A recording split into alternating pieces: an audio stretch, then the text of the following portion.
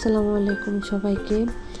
তো কালকে অনেকেই কফির ওই ভিডিওটাতে রিকোয়েস্ট করতেছিল যে নিজের ভয়েস দিয়ে ভিডিও দেওয়ার জন্য।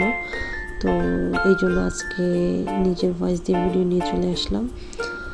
আমি আরও একটা ভয়েস দিয়ে ভিডিও করছি, তারপরও আজকে সেকেন্ড টাইম ট্রাই করলাম। কালকে খাসির মাংস রান্না করছিলাম, শুক্রবার সবাই বাসায় থাকবে, একসাথে খাবো এই জন্য। তো খাসির মাংসটা রান্না কেমন হইলো, কেমন লাগতেছে আপনাদের কাছে অবশ্যই জানাবেন।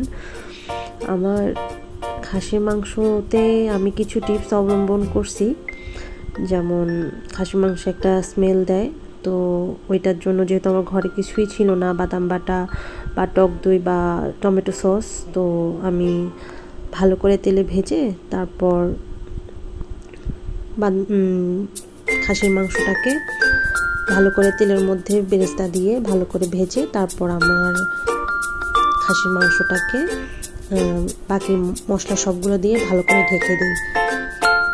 আজকে এই পর্যন্ত।